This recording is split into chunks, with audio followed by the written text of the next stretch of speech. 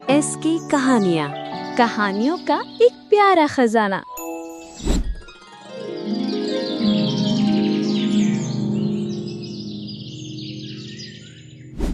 विजयनगर के राज दरबार में राजा कृष्णदेव राय का शासन था।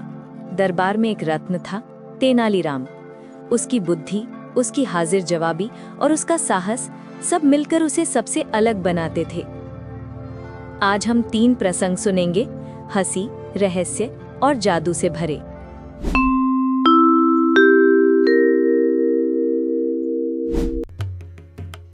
पहले प्रसंग में दरबार में आता है एक घमंडी ब्राह्मण। अहंकार से भरा ये ब्राह्मण अपनी विद्वत्ता का ढोल पीटता है, लेकिन उसे नहीं पता उसका सामना होगा तेनालीराम से।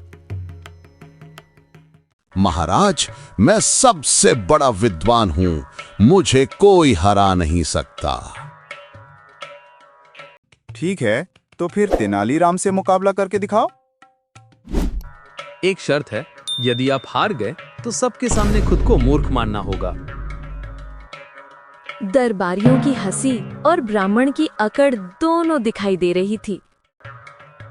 तेनाली, बताओ ऐसी कौन सी नदी है जिसमें पानी भी है, तल भी है, लेकिन वो बहती नहीं?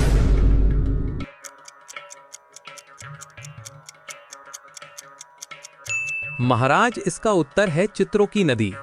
चित्रकार जब नदी बनाता है तो उसमें पानी भी दिखता है, तल भी दिखता है, मगर वो बहती नहीं। दरबार में ठहाका और ताली की गड़गड़ाहट सुनाई दे रही थी।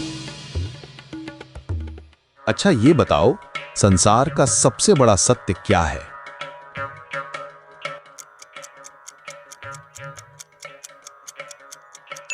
मनुष्य के जीवन का सबसे बड़ा सत्य मृत्यु है।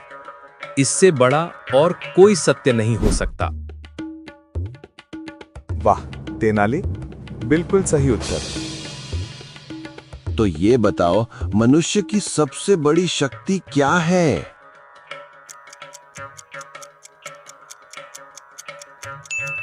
मनुष्य की सबसे बड़ी ताकत उसकी बुद्धि और उसकी हिम्मत है। यही गुण उसे साधारण पशुओं से अलग और श्रेष्ठ बनाते हैं।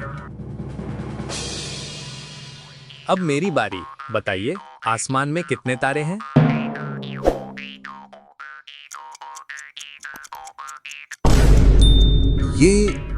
ये तो कोई नहीं जानता। तो मान लीजिए आप मूर्ख हैं। यही हमारी शर्त थी।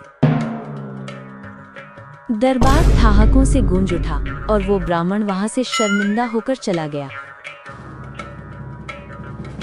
पहला प्रसंग हंसी के रंग में समाप्त हुआ।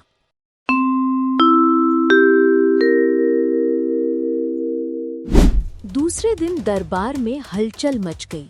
राजा का खजाना लूटा गया था। डर, संदेह और रहस्य ने दरबार को घेर लिया। अब सबकी नजरें तेनाली पर थी। खजाने से चोरी?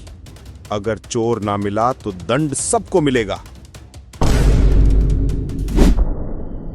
महाराज, लगता है कोई अदृश्य चोर है। महाराज, अदृश्य कोई नहीं होता, चोर हमारे बीच ही है। सैनिकों, पूरे महल की तलाशी लो, एक एक को खोजो, चोर बचना नहीं चाहिए। जो आज्ञा महाराज।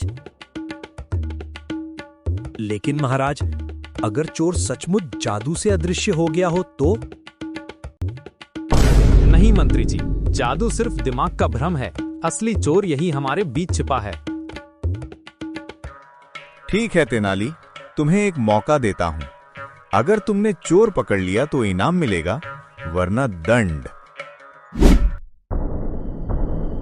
तेनाली ने रात को खजाने में आटे की परत बिछा दी। सुबह पैरों के निशान मिले और एक दरबारी की पोल खुल गई। अरे, ये तो मेरा ही विश्वास पात्र निकला। महाराज, चोर अक्सर वही होता है जिस पर सबसे अधिक भरोसा किया जाए। रहस्य टूट चुका था। तेनाली ने अपनी बुद्धि से सच्चाई उजागर कर दी।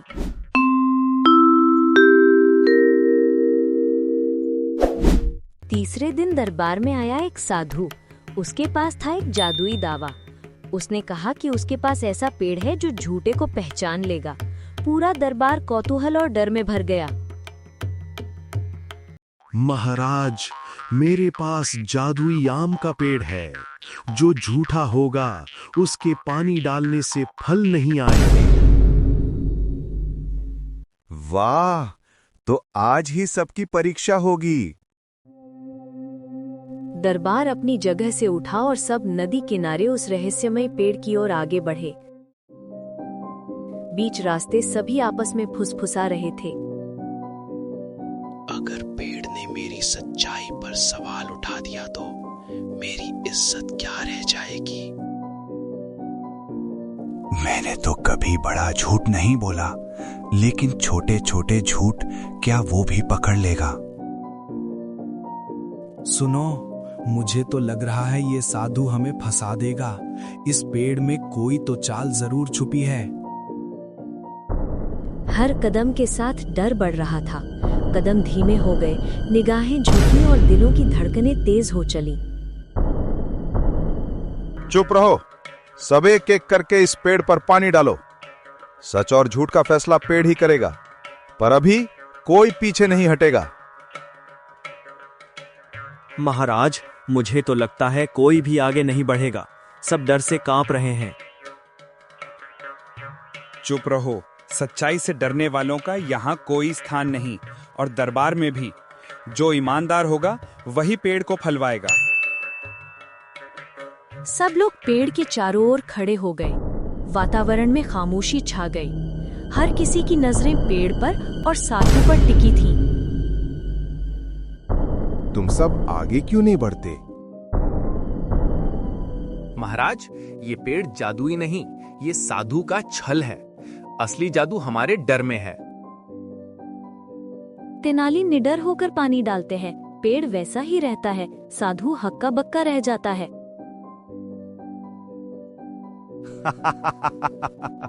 साधु जी, आपका जादू तो तेनाली की बुद्धि के आगे टिक नहीं पाया। महाराज, असली जादू भ्रम और डर में है। जिसे ये समझ आ जाए वही सच्चा विजेता है। कौतूहल का पर्दा उठ चुका था। जादू का झूठ उजागर हो गया था। इन प्रसंगों से हमें ये सीख मिलती है कि तेनालीराम ने साबित किया, बुद्धि, हाजिर जवाबी और सच्चाई किसी भी जादू, झूठ या घमंड से बड़ी होती है।